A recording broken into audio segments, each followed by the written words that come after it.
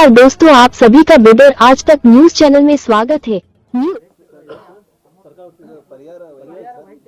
ಸರ್ಕಾರ ಮತ್ತು ಖಾಸಗಿ ಜಂಟಿ ಸಹಭಾಗಿತ್ವದಲ್ಲಿ ನಿನ್ನೆ ಬಿಜೆಪಿ ನಿಯೋಗ ಬಂದಿತ್ತು ಬೀದರ್ ಮತ್ತು ಕಲಬುರಗಿ ಅವರು ಆರೋಪ ಮಾಡ್ತಿರುವಂಥದ್ದು ಇನ್ನೂವರೆಗೂ ಬಂದಿಲ್ಲ ಸಚಿವರು ಒಂದು ಫೋನು ಮಾಡಿಲ್ಲ ಅವರಿಗೆ ಇವ್ರು ಏನಾದ ರಾಜೀನಾಮೆ ಕೊಡಬೇಕು 1 ಕೋಟಿ ರೂಪಾಯಿ ಪರ್ಯಾಯ ಕೊಡಿಸ್ಬೇಕು ಸಿಎಂ ಕಡೆಯಿಂದ ಅನ್ನುವಂಥದ್ದು ಸಿಬಿಐ ತನಿಖೆ ಮಾಡಬೇಕು ನೋಡಿ. ನಾನು ಬೆಳಗಾಂದಲ್ಲಿದ್ದೆ. ಬೆಳಗಾವಿಯಲ್ಲಿ ನಮ್ಮ ಕಾಂಗ್ರೆಸ್ ಪಕ್ಷದ ಅಧಿವೇಶನದ ಅಂದರೆ ರಾಷ್ಟ್ರಪಿತ ಮಹಾತ್ಮ ಗಾಂಧೀಜಿಯವರು ಏನು AICC ಅಧ್ಯಕ್ಷರಾಗಿ ಶತಮಾನೋತ್ಸವ ಆಚರಣೆ ಮಾಡುವಂಥ ಕಾರ್ಯಕ್ರಮದಲ್ಲಿ ಅತ್ಯಂತ ದುಃಖದ ಒಂದು ಮನಮೋಹನ್ ಸಿಂಗ್ರವರ ನಿಧನದ ಸುದ್ದಿ ಬಂದಾಗ ನಾವು ಅವರ ಒಂದು ಶ್ರದ್ಧಾಂಜಲಿ ಸಭೆಯಲ್ಲಿ ನಾವೆಲ್ಲ ಭಾಗವಹಿಸಿದ್ದೇವೆ.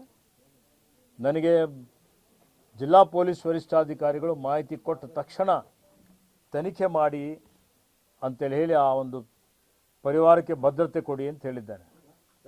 ನಾನು ಬಾಲ್ಕಿಯಲ್ಲಿ ಇದ್ದುಕೊಂಡು ಬೀದರ್ನಲ್ಲಿ ಇದ್ದುಕೊಂಡು ಸಾಂತ್ವನ ಹೇಳಿಲ್ಲ ಅಂತ ಹೇಳಿದರೆ ಅದು ವಿಷಯ ಬೇರೆ ಆಗ್ತಿತ್ತು. ನಾನು ಬೆಳಗಾಂದಲ್ಲಿ ಇವತ್ತು ಬೇರೆ ಬೇರೆ ಶ್ರದ್ಧಾಂಜಲಿ ಕಾರ್ಯಕ್ರಮದಲ್ಲಿ ಭಾಗವಹಿಸಿದಂಥ ಸಂದರ್ಭದಲ್ಲಿ ಅದಕ್ಕೂ ಒಂದು ರಾಜಕೀಯ ಲೇಪನ ಕೊಡುವಂಥದ್ದು ಅದು ಎಷ್ಟು ಮಟ್ಟಿಗೆ ಸಮಂಜಸ ಅಂತೇಳಿ ಹೇಳಿ ಇವತ್ತು ಎಲ್ಲ ಮುಖಂಡರುಗಳು ಆತ್ಮಾವಲೋಕನ ಮಾಡಿಕೊಳ್ಳಲಿ ಅನ್ನುವಂಥ ಮಾತನ್ನು ನಾನು ಹೇಳಿಕೆ ಬಯಸ್ತಾ ಇದ್ದೀನಿ. ಕಲಬುರಗಿ ಮತ್ತು ಬೀದರ್ ಪೊಲೀಸ್ ಸ್ಟೇಷನ್ ಬಾಂಗ್ಲಾ ಪಾಕಿಸ್ತಾನಕ್ಕೆ ಹೋಲಿಸ್ತಾ ಇದ್ದಾರೆ ಬಿಜೆಪಿ ನಾಯಕರು.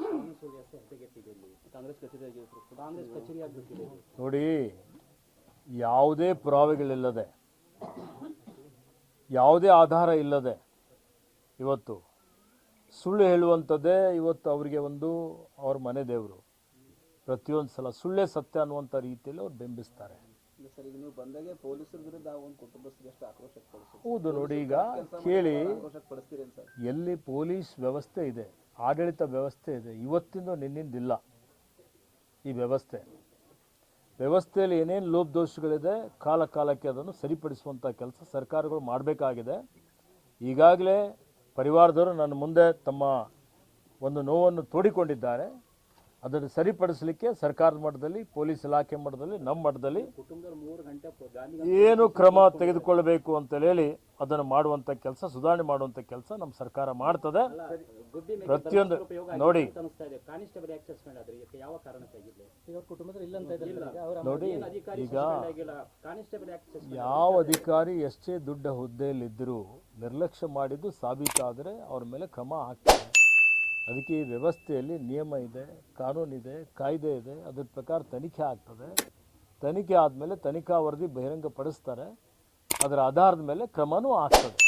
ಎಲ್ಲರಿಗೂ ಅಶ್ಯೂರ್ ಮಾಡ್ತಾ ಇದ್ದೇನೆ. ಡೆತ್ ನೋಟಲ್ಲಿ ಸಚಿನ್ ಕ್ಲಿಯರ್ ಆಗಿ ಬರ್ದಿದ್ದಾರೆ ಸರ್. ಅಂದರೆ ಈಗ ಆಪ್ತರಿದ್ದಾರೆ ರಾಜೀವ್ ಕಪೂರ್ ಅವರು, ಅಂದರೆ ಈಗ ಸಚಿವರೇ ಪ್ರಿಯಾಂಕಾ ಖರ್ಗೆ ಅವ್ರ ಜೊತೆಗೆ ಹೋಗಿ ಮಾತಾಡ್ಸಿದ್ದೀನಿ ಅವ್ರ ಜೊತೆಗೆ ಅಂತ ಅನ್ನುವಂಥದ್ದು ಈಗ ಅವ್ರಿಗೆ ತಳ್ಕಾಗ್ತದೆ. ನೋಡಿ, ಈಗಾಗಲೇ ಪ್ರಿಯಾಂಕ್ ಖರ್ಗೆ ಅವರು ಭಾಳ ಮುಕ್ತವಾಗಿ, ಓಪನ್ ಆಗಿ ಅವರು ಸ್ವತಃನೇ ಹೇಳಿದ್ದಾರೆ, ಇವತ್ತು ಈ ವಿಷಯ ನಿಷ್ಪಕ್ಷಪಾತವಾದಂಥ ಒಂದು ತನಿಖೆ ಆಗಬೇಕು.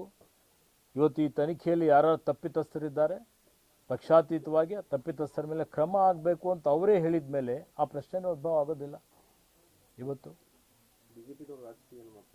ಹೌದು ನೋಡಿ, ಈಗ ಎಲ್ಲಾದರೂ ಪ್ರಿಯಾಂಕ್ ಖರ್ಗೆ ಅವರು ಇವತ್ತು ಇದಕ್ಕೆ ಕಾರಣಕರ್ತ ಅಂತ ಹೇಳಿ ಡೆತ್ ನೋಟಲ್ಲಿ ಇದೆಯಾ?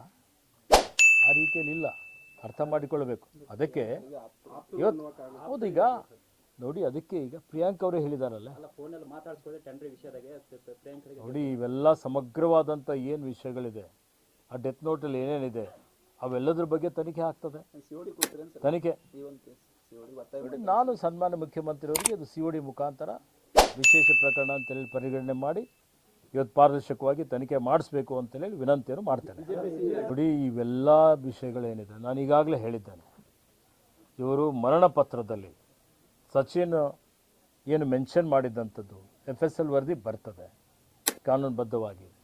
ಅದರಲ್ಲಿ ಏನೇನೋ ಇವತ್ತು ಬರೆದಿದ್ದಿದೆ ಅವೆಲ್ಲ ಸಮಗ್ರವಾಗಿ, ಪಾರದರ್ಶಕವಾಗಿ, ನಿಷ್ಪಕ್ಷಪಾತವಾಗಿ ತನಿಖೆ ಆಗ್ತದೆ. ತನಿಖಾ ವರದಿ ಮೇಲೆ ಕ್ರಮ ಆಗ್ತದೆ. ನಮ್ಮ ಸರ್ಕಾರ ಈ ನೆಲದ ಕಾನೂನಿಗೆ ನಾವು ಗೌರವವನ್ನು ಕೊಡ್ತೇವೆ. ಯಾರಿಗೂ ಕಾನೂನನ್ನು ತನ್ನ ಕೈಯಲ್ಲಿ ತೆಗೆದುಕೊಳ್ಳಲಿಕ್ಕೆ ಬಿಡೋದಿಲ್ಲ.